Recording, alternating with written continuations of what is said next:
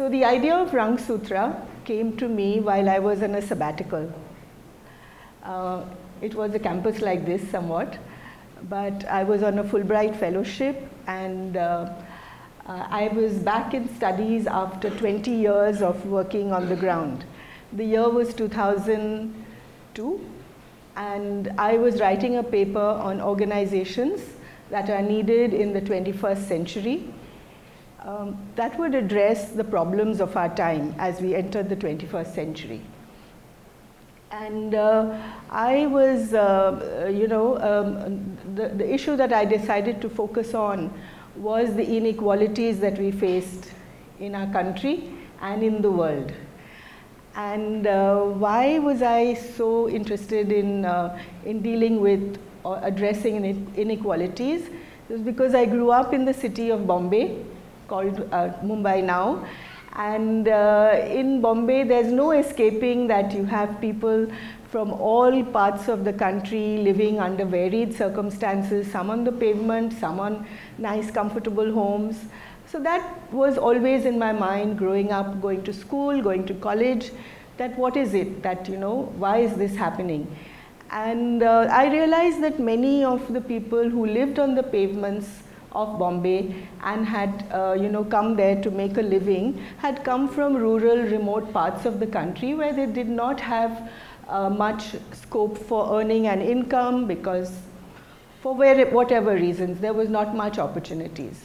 So life took me to living and working, after growing up in Bombay, living and working in a small village called Lunkaransar, which is in Bikaner district of Rajasthan. And I worked with an organization called the Urmul Trust, the Uttar Rajasthan Milk Union Limited, and we worked with women to help them access maternal health services, education for their children.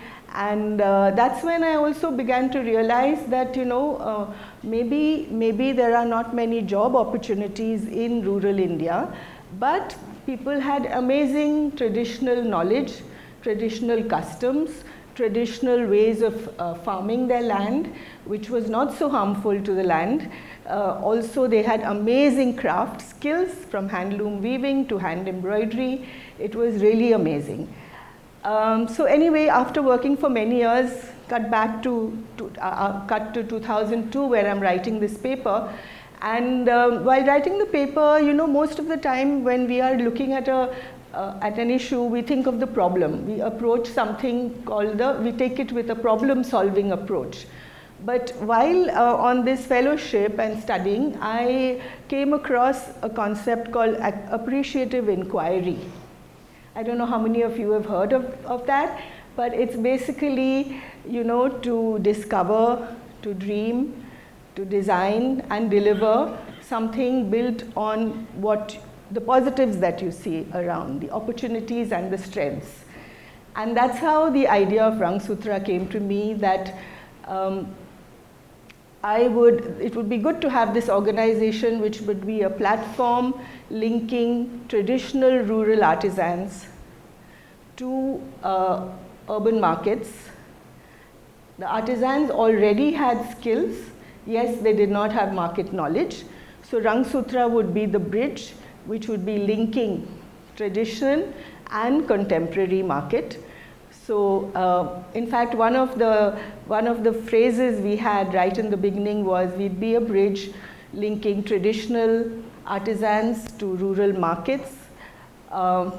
We'd be a link between change and continuity, the continuity of tradition, but changing it to suit contemporary needs, and between urban and rural, as I said.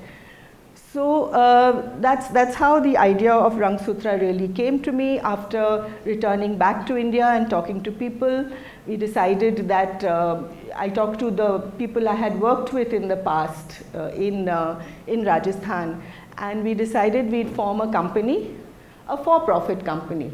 Not a not-for-profit, because not-for-profit was not sustainable. You had to raise grants to run your project. So we decided to form a for-profit company. Of course, it's easy to say that, to do that, but once we registered it, we found it very difficult to raise funds. And we were really stuck because we went to a bank to ask for working capital, small amount, and the bank said, oh, you don't have any, show us your balance sheet. We had no balance sheet. Show us, do you have any collateral? We didn't have. So that's when we did something really, what I think was very strategic in retrospect, although at that time it was a very practical thing. I went back to the artisans and decided that to ask them to put in money in the venture. Initially I was apprehensive, will they be able to put in money? But I needn't have worried. Maybe it was rural Rajasthan, and Rajasthan by nature is very enterprising. So that's how 1,000 artisans put in 1,000 rupees each, and with that 10 lakhs we started our company. Once the artisans put in their money, I got very worried that, okay, so they've reposed all their faith, their trust and their money. How am I going to handle all this responsibility? I had never invested in any company before. I had no business background. No one in my family had ever run a business. I didn't have any money to invest. So then I took loans from friends and family who had a lot of faith in me, and put in another 10 lakhs, and with the 20 lakhs we started Rangsutra. We were joined by angel investors who supported us in our journey right from the beginning, Fab India and Avishkar, and that's how we started. And just shortly, in brief, Rang means color. Rang also means passion and a commitment. Sutra is thread, and Sutra also means principles. So that's Rangsutra for us, which is, as I explained, to connect rural artisans to urban markets, and our goal is really to ensure sustainable livelihoods for rural artisans, and to ensure that they got regular work, so they did not have to migrate out of their villages in search of work and work as migrant labor in small places. So as I said that our artisans were our main investors in the beginning, and on our board also we decided we would have representatives of artisans so that their perspectives could also inform the way the company was moving, and not just the ones who put in money, the investors, but also the artisans themselves. So we have a pretty egalitarian board. Of course, there are a lot of arguments at board meetings, but so be it. So we do everything from top to bottom. We start off with understanding the market. We design products for the market. We train our artisans to make those new products if they are unable, if there's something new skill that they need to learn. We organize working capital, raw material for our artisans. It goes all the way from a yarn that is bought, goes all the way from a handloom weavers group to a tailors group, to embroidery group in different parts of Rajasthan. We started off in Rajasthan and now also work in UP, and then we take it to the market and to our customers. So our model is essentially a B2B model, because we realize that we have a good understanding of the craft of what we call the back end production, and so we focused on strengthening that in Rajasthan and in UP mostly, and then we took it to our B2B buyers. I'd like to say that for anyone who starts an enterprise, you often just learn things along the way. We did not really have very complicated strategies. We had, we just took simple practical steps. So one simple practical step we took was having these craft managers, which are artisans actually, and artisans who show leadership and who have some amount of literacy, who've been to school, high school, and they are the ones, they are leaders and little entrepreneurs or grassroots entrepreneurs in their villages.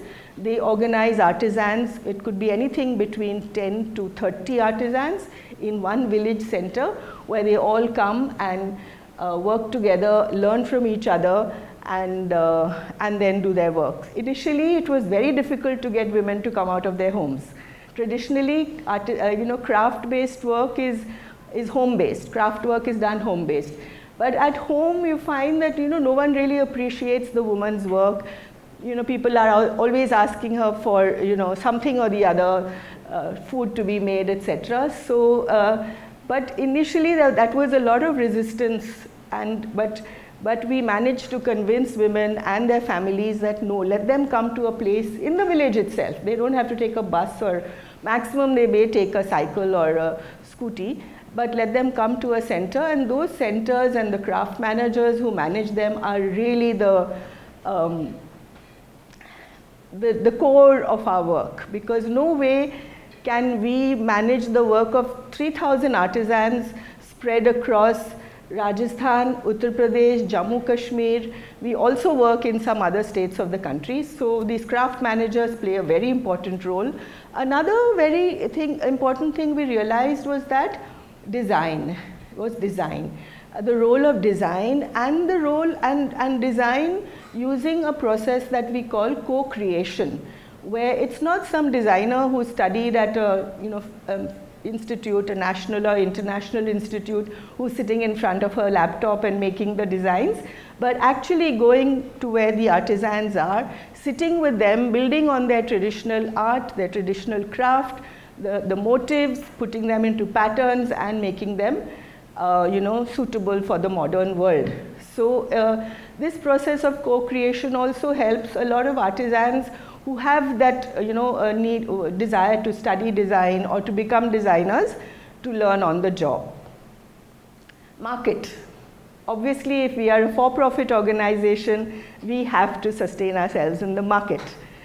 What doesn't survive in the market will just end up in a museum, like many crafts have done, or art has done. So we decided we'd be market-oriented, but we would not be market-driven. So we'd not just make anything that people asked us to do, but see how we can incorporate the core of our skills and our philosophy into the product that we made. So when we started work, we sort of broke even actually in year 2. Year 3, we made profit. We were profitable. We managed to give 30% dividends to all our artisan shareholders in year 3. I'm talking about 2009. And they were all very, it was a very positive thing for us that they managed to do that we managed to make profit, and gave us a lot of confidence to go ahead. So as I said, people come to villages, to centers to work, and they work in collectives. And so here one thing that we realized is that yes, the spirit of entrepreneurship is important, but it has to be accompanied by the collective. Because otherwise, traditionally in our area, you have master crafts people who basically, they sort of better themselves, and then they have people working with them. But the collective gives a chance to many more artisans to play a significant part in the running of the organization. So as we scaled up, one of the things we realized was that the textile industry is a very polluting industry. Whether it's the cotton, which uses up a lot of water and pesticides, or it's the dyes. So we took baby steps to set up things like effluent treatment plants, where the dyeing happens, use something called better cotton, try to go for zero waste, upcycling, and of course, most importantly, we started using solar power in all our centers. Because in India, that's one resource you don't have any shortage in. So you have the sun, so all our centers are powered by the sun. Today we work with close to 3,000 artisans who are in 64 centers across 7 states. Going ahead, we want to work in all the states of the country. It will take time, and we want to reach every home in the world with products from our craft groups. So what are the key learnings? The key learnings, so one thing I've learned is that, where there is a will, anyone can be an entrepreneur. You don't have to have a family business, or you don't have to have an MBA degree. You can be an entrepreneur with just the will. And the second most important thing I've learned is that our craft heritage can really be a source of sustainable livelihoods to large number of rural populations. I know there's a lot of emphasis on smart cities, but I think we need to invest more in our villages so that artisans get work there. It's sustainable. Handlooms and handicrafts do not use electricity, so they are powered by people and the sun, as I said. Right attitude is very important. So here's where our artisans who are owners have taken on that ownership and look at the business as theirs and not just mine. And most importantly, we find that when rural women who've been given a chance to access resources and education, they can make a better life for themselves and their communities. They gain confidence, have a say in decision making, and they have a voice. They show that it is possible to do business that is financially viable, profitable, as well as create social impact and does not harm the earth. As Gandhiji said, there's enough in this world for everyone's need, but not for every man's greed. Thank you.